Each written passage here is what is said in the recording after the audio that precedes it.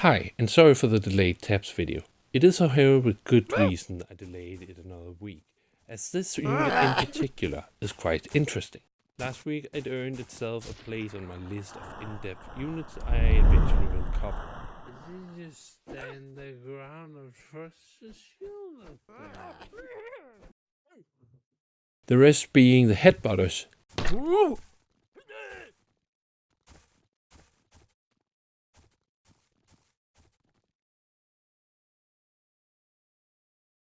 Boxers and the spastic longbow, aka Tremor.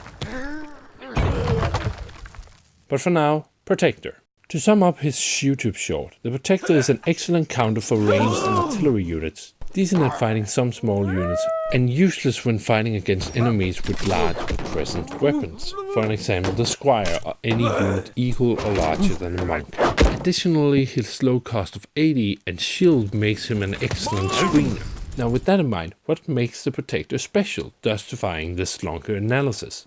Well, I for one have always considered the Protector an inferior shield bearer, until I made that short last week.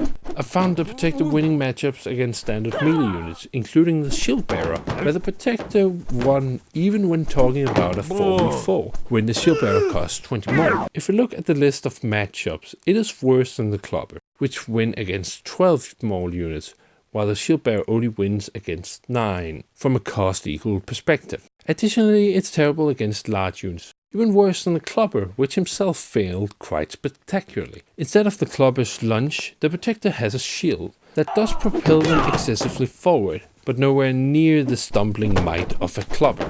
Now recall that the Clubber's lunge is integral for the Clubber's survival, as it breaks the enemy's formation and distracts them. This means that even though the Protector has a shield, they have about the same lifespan as a Clubber in melee combat, while dealing less damage. Now what's their gain? Well, a shield that blocks pretty much any ranged unit, except artillery.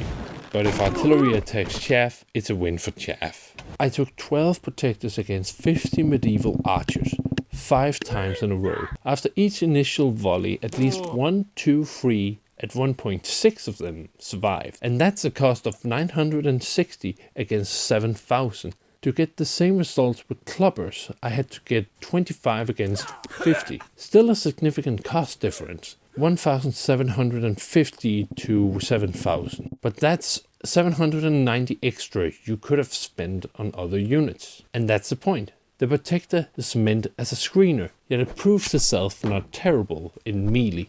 Now in comparing this to 12 of their prestigious Roman counterparts, then the shield bearers do perform significantly better than the Protector, saving 6, 7 or 8 of themselves consistently. That's a cost of 1,200. Let's try to scale that up with Protectors. 15 Protectors had 2, 4, 6, 8 and 9 units left. So yes, the shield bearer is a better and more reliable screener, mostly because the shield is so heavy and doesn't flinch at overwhelming firepower. Also, while the Protector is only slightly open when attacking, the shield bearer retains his full cover, albeit he attacks slowly. This means the Squire actually struggles to kill the shield bearer, while cleaving through Protectors easily. The shield bearer does have one weakness. Clubber, or any unit that lunges for that matter. Lunging foes throws themselves behind the shield bearer, allowing them to go for the kill, while the shield bearer desperately attempts to turning around with his extremely cumbersome shield. He quivers, he sweats, but the Protector, true to his name, does not. He instead pivots and thrusts his shields in the aggressor's side, pinning them to the ground with his wooden trunk, sometimes outright killing them.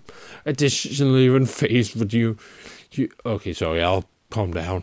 Additionally, when faced with more elite units, like the Brawler of Hoplite, the Protector deals significantly more damage than the shield bearer, both having a similar lifespan, the Protector being somewhat more unpredictable, either dying instantly or surviving long past my expectations. Not to mention the shield bearer's shield is not larger, they just hold it lower because it's so gopping heavy.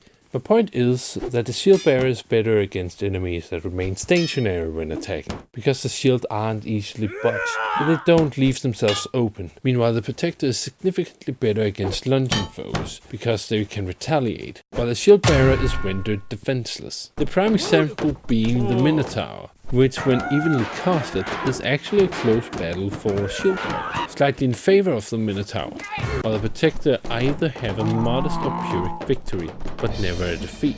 Of course, this being taps, rules only apply sometimes. For an example, the Deathbringer takes longer and takes more damage from shield bearers than protectors, despite being a lunging unit. I think he is. But this is still an exception because the Boxer takes way longer to kill protectors than shield bearers. Although that might be because the Boxer keeps dodging when someone tries to attack him, which protectors excel at due to their fast attacks. It's kinda hard to tell. In fact, the better rule would be, for melee specifically, if the enemy prefers your unit stationary, pick protectors, while if your enemy prefers them moving, pick shield bearers.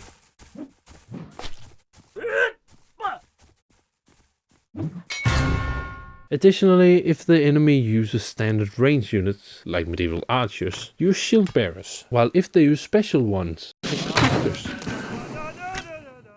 To sum up, the Protector's strength is in its screening ability, while also retaining some combat prowess at the cost of being less defensive than the shield bearer. They are surprisingly good in 1 versus 1s against small units, and tend to deal more damage than shield bearers. They're better against units who attempt to bypass them, while struggling significantly against those that stand their ground. Their banes are squires, bomb throwers, and most large units, while being the bane of most ranged units, artillery, and some melee units. The most surprising being Minotaurs. Of course, this being taps, your results may vary.